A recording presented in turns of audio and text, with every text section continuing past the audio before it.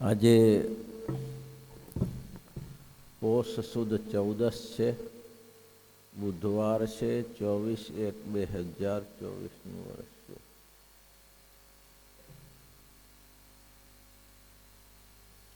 બોલો સુખ સ્વામી, તમારે શું કહેવાનું આવેતના મૂર્તિ ઉપર કાંઈ?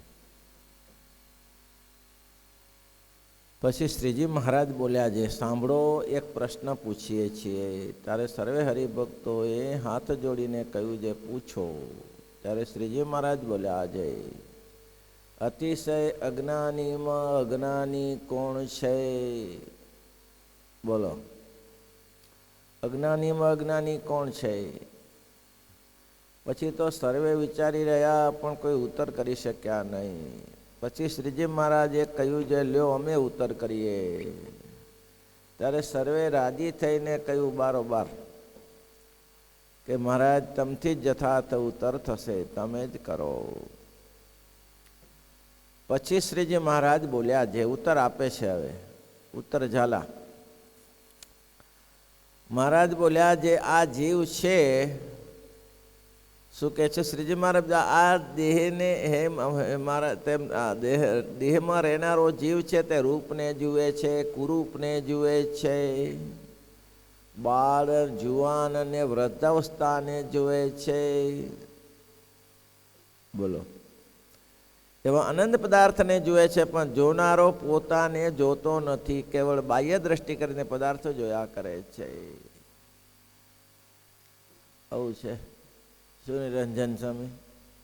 બાહ્ય દ્રષ્ટિએ કરીને પદાર્થને જોયા કરે છે, પણ અંતરદ્રષ્ટિ કરીને આ જીવ પોતાના સન્મુખ થતો નથી. આટલી જ વાત છે. શું કરે છે? રૂપને જુએ છે, કુરૂપને જુએ છે. રૂપ આમ બધા દેખાય છે ને જુએ છે, આ સારો છે, ખોટો છે, સ્ત્રી છે, પુરુષ છે, ગાય છે, ભેંસ છે, એ બધા પ્રકારના જુએ છે. રૂપમાં જુવાન અવસ્થાને જુએ છે, વૃદ્ધ અવસ્થાને જુએ છે, પણ પોતે પોતાનું રૂપ જોતો નથી. એ જ મોટો અજ્ઞાનીમાં અજ્ઞાની છે. આ દેહને વિશે બે વસ્તુ આ દેહમાં છે. એક અંતકરણ છે અને બીજો જીવાત્મા છે.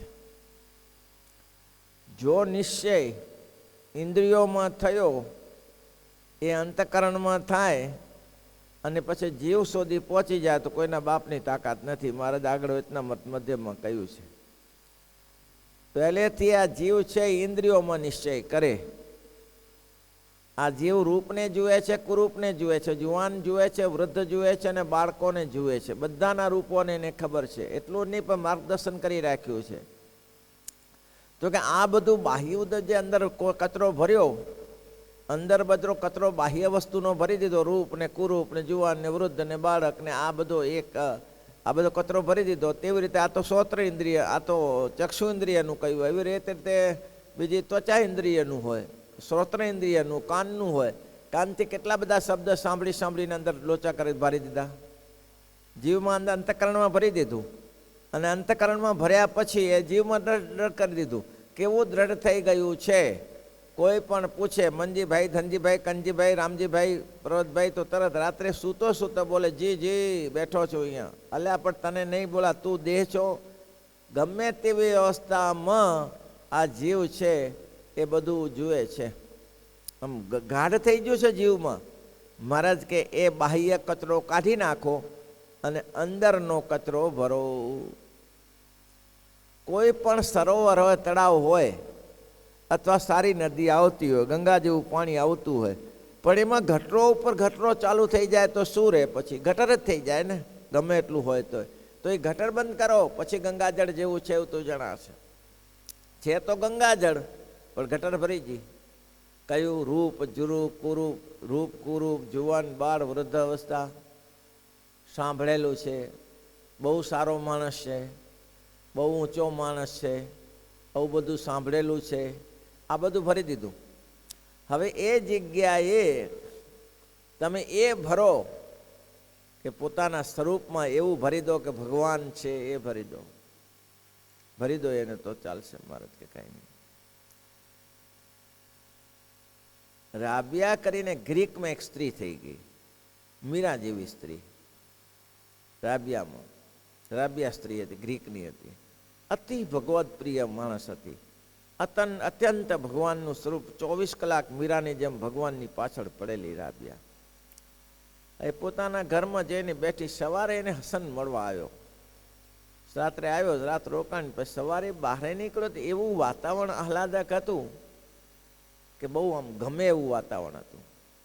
એટલે એને કીધું કે રાબિયા બહારે આવ, બહારે આવ, જોતો ખરી આજનો સૂર્ય ઉગ્યો છે, જરા નજર તો રાખ. તારે કે મૂરખ, અંદર આવ. બહારે શું છે? અંદર જી છે એ અંદર છે. હવે પેલો બાહ્ય દ્રષ્ટિની વાત કરે ને પેલા આંતરિકમાં વાત કરે છે કે અલ્યા અંદર સારું છે. બહારે તો બધું અંદર છે ત્યારે બહારે આવ્યું છે. અંદર જો જીવાત્મામાં નથી તો બાહ્ય શું દેખાશે તને? એટલે તું અંદર આવ, અંદર ચક્ષુ કરીને જો. તારું અંતર આંખ બંધ કરીને, ખોલી આંખે બધું બાહ્ય દ્રષ્ટિ દેખાશે. તું આંખ બંધ કરીને અંતર ચક્ષુથી જો કે અંદર કેટલું સુંદર છે. આ જીવની તાકાત તો જુઓ. એ મોદી આપણો જેવો જ હોય પણ દુનિયામાં ચડી બેઠો. કે એની તાકાત જ છે ને. માણસ માત્રની તાકાત છે. વિવેકાનંદ હતા, એ શું કર્યું? 32 વર્ષની ઉંમરે દુનિયાને હલાવી ગયા. 35 વર્ષની ઉંમરે વિવેકાનંદ હતા, એને શું કર્યું? શંકરાચાર્ય જુઓ, 32 વર્ષની ઉંમરે જગદિગ્વિજય કર્યો આ પૃથ્વી ઉપર. તાકાત તો કેટલી છે માણસમાં? તાકાત તો છે, એ તાકાતને અજમાવવી પડે, તાકાતને બહાર કરાવવી પડે. જોનારો હોય તો થાય.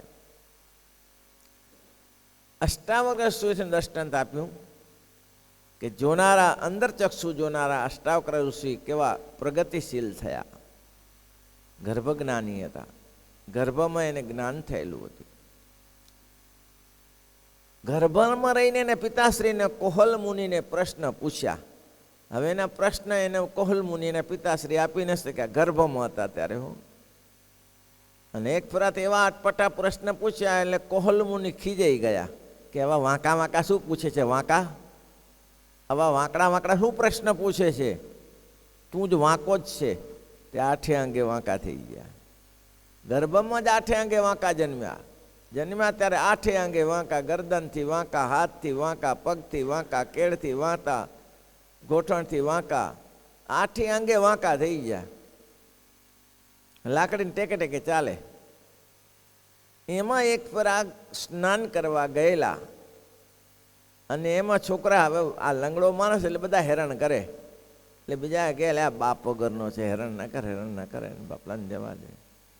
આને આશ્ચર્ય થયું, મારા બાપા નથી. હવે એને ખરેખર દાદા ને એના મમ્મીના પપ્પાને બાપુજી કહેતો હતો. મારા બાપા નથી. આ ના પાડે છે. એને મમ્મીને કહ્યું, મમ્મી મારા પપ્પા નથી. તો કે આ ના, તો કે આ હું કહું છું તો મારા પપ્પા છે. તો મારા પપ્પા ક્યાં છે? તો કે બેટા તારા પપ્પાનું નામ કોહલ મુનિ છે અને એને જનક રાજાએ પકડ્યા છે. મિથિલામાં એને કેદ કર્યા છે. હું કાઢવા જાઉં 8 વર્ષની ઉંમરે, લાકડીના ટેકે. એટલે આ તારા જેવા તો કંઈક મારા જેવા એટલે કેમ ના નીકળે? હવે આટલું બધો પહાડો અને આ ને તેને ઉલ્લંઘન કરતા અષ્ટાવક્ર ઋષિ જનકપુરીમાં પહોંચ્યા. જનકપુરીમાં ગયા. જનક રાજાએ તો કેટલાને ભેગા કરી રાખેલા, કેટલાને જેલમાં પૂરી રાખેલા એટલે સ્વસ્થતા તો બધી સારી આપતા હતા. પ્રશ્નનો ઉત્તર આપો પછી તમને જવાબ મળે. તો પ્રશ્ન શું? તે સાચું કે આ સાચું? તે સાચું કે આ સાચું? હવે આ કોને ખબર પડે? તે સાચું કે આ સાચું કોને ખબર? સ્પષ્ટીકરણ કરે ને, તે શું ને આ શું? તે સાચું કે આ સાચું? તે સાચું કે આ સાચું? આમાં ને આમાં ઘૂંટાયા કરે. અરે ગજબ થઈ ગયો. કેટલાય ભેગા કરી રાખેલા.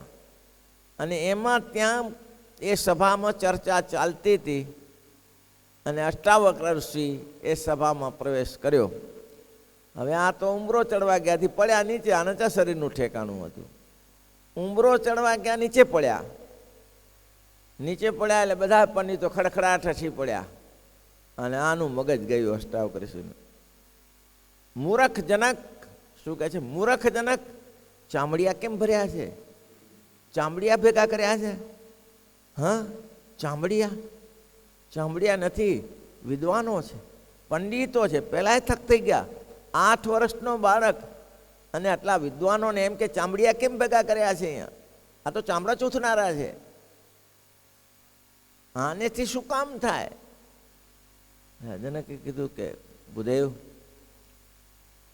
આ તો બધા વિદ્વાનો છે. વિદ્વાનો છે? વિદ્વાનો એને કહેવાય જેની પાસે વિદ્યા હોય. વિદ્વાનો એને કહેવાય જેની પાસે આત્મજ્ઞાન હોય. આ તો મારું શરીર જોઈને, મારું ચામડું જોઈને હસે છે. આને ચામડીએ કહેવાય.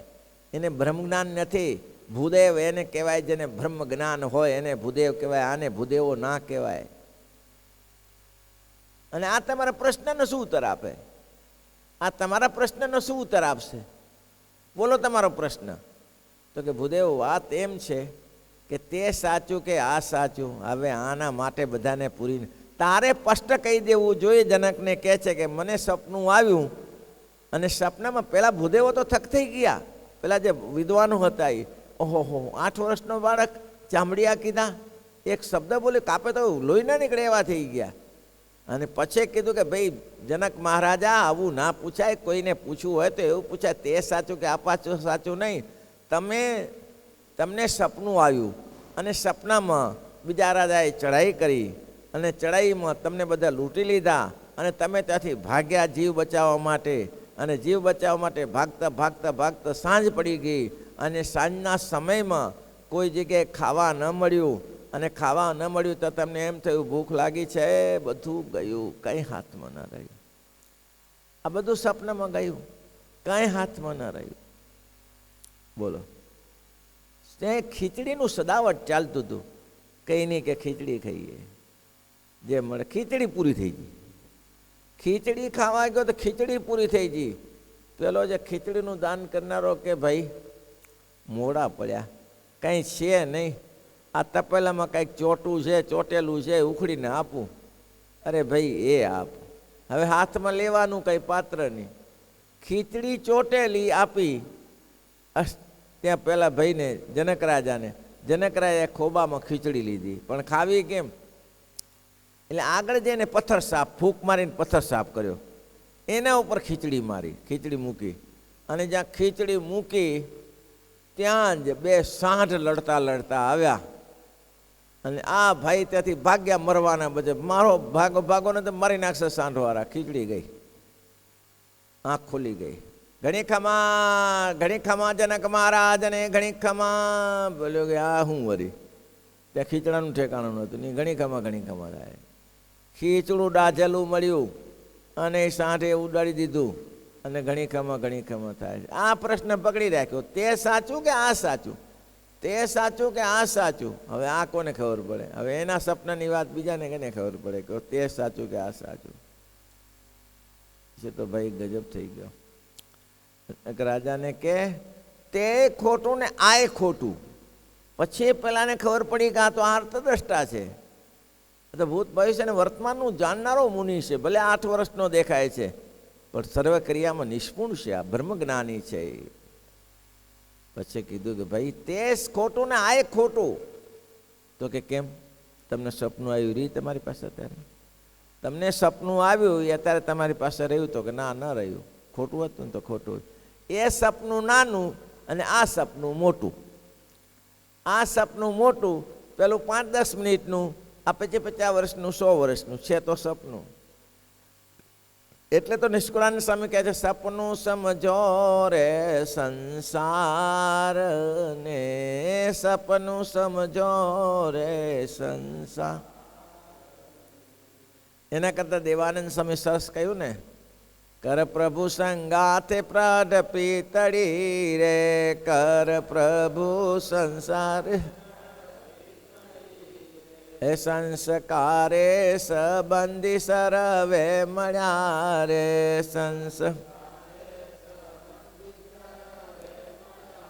રે છે જૂઠી માયા કેરી જાર અંત કાળે, સગું નહીં કોઈનું રે. જૂઠે જૂઠી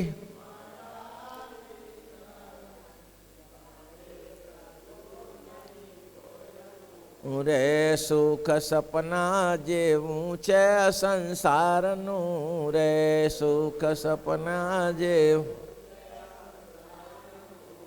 એ તેને જાતા ના લાગે વાર અંત કાળે સગું નહીં કોયનું રે તેને જાતા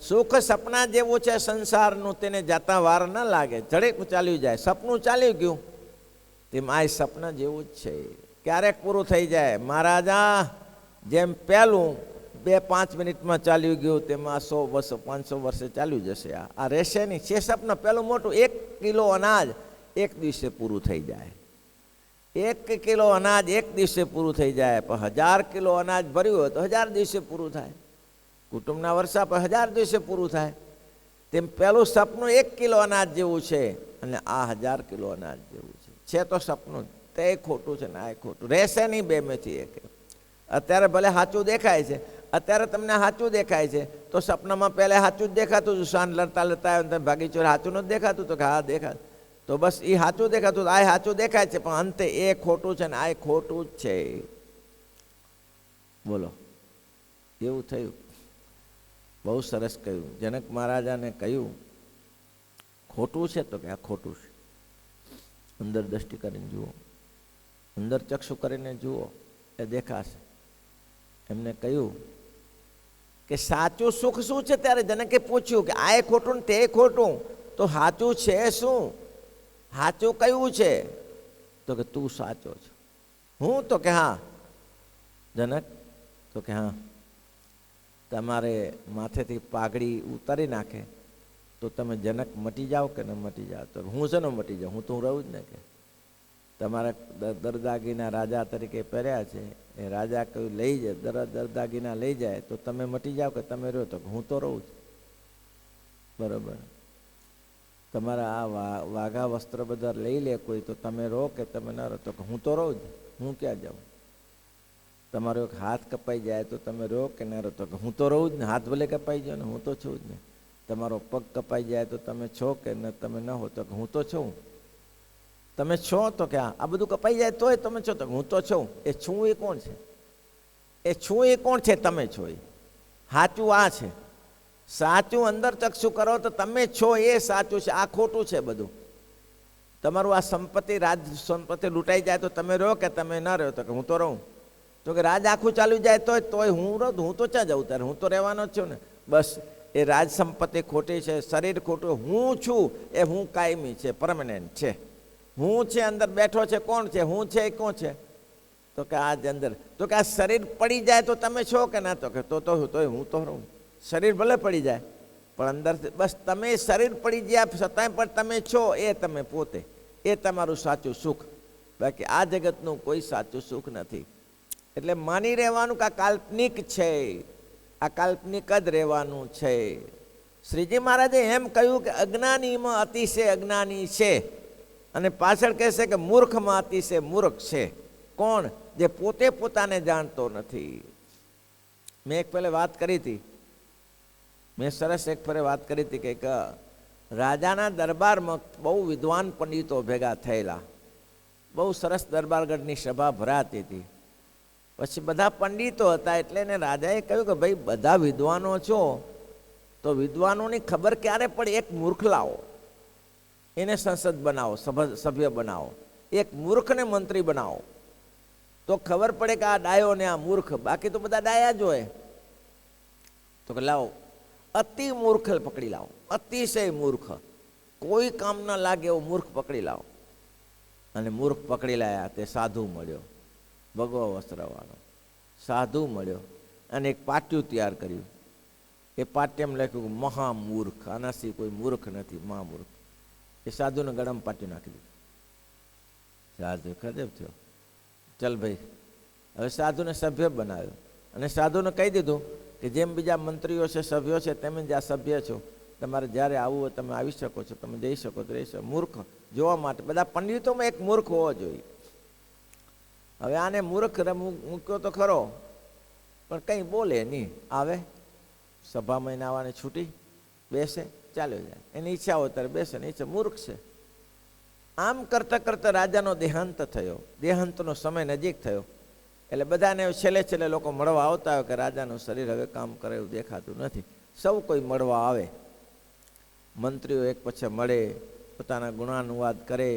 મહારાજા, બહુ કામ તમે મોટું કર્યું છે, શરીરનું તો કામ છે, ભગવાનને પ્રાર્થના કરીએ. એક પછી એક ચાલે જાય. હા, સભ્ય હતો એટલે આને આવું તો પડે ને પાછું. આ સભ્ય તરીકે આવ્યો. હવે આ કોઈ દિવસ બોલેલો નહીં. અને રાજાને આવીને મૂર્ખ માણસ આવીને પ્રશ્ન પૂછ્યો, રાજન કેવું છે? તો કે હવે કેવું હોય? હવે તૈયારી ઉપરની કરો છો તારી? અને પૂછ્યું, તૈયારી કરો છો? કેટલી તૈયારી કરી? તમે જવાની, હવે તમારે જે અનંતની જાત્રાએ જવું છે, તો તૈયારીમાં શું કર્યું? કારણ કે આ જગતમાં લોકો ગામાંતરે જતા હોય તો તૈયારી કરે, બિસ્તરા પોટલા બાંધી લે, કપડાં 2-3 જોડ નાખી દે, દાઢીનું સામાન નાખે, દાંતીઓ નાખે, આ બધું નાખે. તો તમારી તૈયારી થઈ ગઈ? એટલે કે મૂરખ તો મૂરખ જ રહ્યો. કેમ? તો કે ત્યાં કંઈ તૈયારી કામ નથી આવતી, ત્યાં કંઈ લઈ જવાતું નથી. કેમ? તો કે આટલા બધા દાસીઓ છે, તમારા સેવકો ઘણા છે, એટલે રાજ્યની સમૃદ્ધિ છે, થોડું ઘણું તો કંઈ તૈયારી કરવી પડે ને. ત્યાં કંઈક જોશે તો ખરું ને. તો તમે કોઈ તૈયારી જ નથી કરી. તો કે તને મૂરખ કંઈ ખબર ના પડે, તૈયારી ત્યાં શું કરવાની હોય? ત્યાં જઈને શું તૈયારી? બોલો, સાધુએ ગળામાં પાટિયું ભર્યું હતું ને, જે મહામૂર્ખ, એ નાખ્યું રાજાના ગળામાં. તારા જેવો કોઈ મહામૂર્ખ નહીં. રાજા કે કેમ? કંઈ ચાલે નહીં, સાથે તમારે કંઈ ચાલે નહીં, તો કરવાનું શું ત્યારે? આટલું ભેગું કરીને શું કરવાનું? આપણી હાલત આ જ છે, કંઈ ચાલવાનું નથી ને કરવાનું કરતા નથી. બાજા જાવા મારીએ છીએ. મોદી સાહેબે પ્રતિષ્ઠા કરી, એ કંઈક તેની સાથે ભવિષ્યમાં ભગવાન એની સાથે રહે. બાકી ગમે એટલું શાસન મોટું કરે, એને લોકોના આશીર્વાદ મળે ને ગાળોય મળે. ગાળોય મળવાની તો કોઈક તો, બધા તો રાજી, કોંગ્રેસ દ્વારા રાજી નહીં થતા, ગાળોય બાંધતા હશે. એ બધું સાથે કેટલું સરસ લખ્યું છે. હંસલો ચાલ્યો જવાનો એકલો રે, હંસલો ચાલ્યો હે સાથે પુણ્ય ને પાપ બે હોય, સાથે પુણ્ય ને પાપ બે હોય, હંસલો ચાલ્યો જવા રે ભાથું ભક્તિનું બેડું બાંધજો રે, ભાથું ભક્તિનું બેડું. હે ત્યાં નથી વાણિયા કેરી હાટ, ત્યાં નથી વાણિયા કેરી હાટ, હંસલો ચાલ્યો જવાનો એકલો રે. જીવ એકલો જ જાય, કોઈ સાથે ના આવે. બધાને ખબર છે, નાનાથી મોટાને પૂછો કે મરો તારે એકલો વખત તમારી સાથે ભાઈ પપ્પા મમ્મી આવે કે ના આવે? થોડુંક જ્ઞાન હોય એને ખબર હોય, કોઈ ના આવે. તો એ મહેનત કેટલી કરીએ છીએ, ખબર છે આ પૂરું થવા આવ્યું છે. હવે તમે તો બધા જુવાન છો, અમને તો ખબર આટા છેલ્લે છેલ્લે ચક્રો મારે છે. તો છતાંય જપતા નહીં. કેમ નહીં જપતા? એ બધા દુનિયા આખીની વાત છે કે એમાં મોહ જણાય છે. હજી જવાના થોડા દિવસ બાકી રહ્યા તો મોહ જણાય છે. એક બાપાને તે મળવા ગયા, એ બાપાના લગભગ 2-4 દિવસ બાકી રહ્યા હતા. એક ભાઈએ કીધું કે બાપા મારે બહુ પૈસા તો નથી, પણ મેં તમારી પાસે 15,000 લીધેલા છે, તો એને વ્યાજ છોડો અને મૂડી લઈ લો તો કેવું થશે? અલ્યા મૂરખ, કંઈ વ્યાજ મૂડી માટે પૈસા આપ્યા હતા તને? વ્યાજ માટે? હવે 4-5 દિવસ બાકી હતા, વ્યાજ માટે મેં પૈસા આપ્યા છે. લ્યો, છૂટે છે? છેલ્લે છેલ્લે છૂટે છે. ખાટા પથારીમાંથી ઊભા નહીં થતા, પથારીમાં જ છે. માવજી બાપા નામ હતું, મળવા ગયા હતા. તો કે મૂરખ, એના માટે પૈસા આપ્યા હતા મેં તને? વ્યાજ માટે તો પૈસા આપ્યા હતા, વ્યાજ તો ભરવું જ પડે ને, છેલ્લે વ્યાજ ભરવું પડે. બોલો, હવે છેલ્લા દિવસોમાં આવું થાય. એને માં મૂર્ખ કહેવાય. શું કહેવાય? મૂર્ખ કહેવાય. મૂર્ખ એટલે કે જે સમજી ન શકે તેને મૂર્ખ કહેવાય. પહેલાંને શું સાધુએ પહેલાંને કીધું કે ભાઈ તમારા જેવા માં મૂર્ખ કોઈ નહીં. કેમ? તો કે કંઈ ના કર્યું તમે, આમ ને આમ પટલાઈ ઠોકી આખી જિંદગી, અને જે કરવાનું જે શ્રીજી મહારાજ કહે એને જ માં મૂર્ખ કહેવાય, અને એને જ ગાંડો કહેવાય, એને જ મહારાજ કે ઘેલો કહેવાય, એને જ સર્વ નીચમાં નીચ. આટલી 4 ઉપમાઓ આપી છે. લ્યો, 4 ઉપમા આપી મહારાજે. એ જે કરવાનું ના કર્યું અને પોતે પોતાનું કર્યું. કેટલી વાર આપણે કહીએ કે ભાઈ તમે જન્મંગલના પાઠ કરો, માળા કરો, ઉંમર જેટલી માળા કરો, પણ બધું એમને એમ રે. પછી આપણે કહીએ એટલે ટાયરમાં હવા ભરીને પંચરવાળું ટાયર હવા ભરીને થોડું અધર થાય, પછી જો બંધ કરી નાખે પાછું ધબધબ નીચે પડે. એના જેવું છે, હવા ભરો ત્યાં સુધી રહે, હવા ભર્યા પછી બંધ થઈ જાય. એના જેવું આ સત્સંગ છે ભાઈ. પુશ કરીને ચાલીએ ત્યારે રે, પછી બંધ થઈ જાય. ગામડામાં એવું હરિભક્તોને જો વારઘડી જતા હોય ને બેસતા હોય તો માળા કરે અને કહીએ તો આપણે કહ્યું કોલાદમાં અત્યારે ઉંમર જેટલી માળા કરો, ઉંમર જેટલી માળા કરો. એ બધા કહીએ એટલે 10-15 જણા તૈયાર થયા, ક્યાં સુધી ચાલે? 15 દિવસ, મહિનો દિવસ, પછી સ્વામી ચમ આવવાના હતા, પૂરું થઈ જાય, દોડાદોડી થઈ જાય એમાં. એટલે જે કરવાનું નથી મહારાજ કે મૂર્ખમાં મૂર્ખ એ છે, જોવા રૂપ જોવે, કુરૂપ જોવે, બાળ અને જુવાન અને વૃદ્ધાવસ્થાને જુએ છે, પણ જોવાનો જોતો નથી. અજ્ઞાની મતી છે, અજ્ઞાની છે શ્રીપતિ.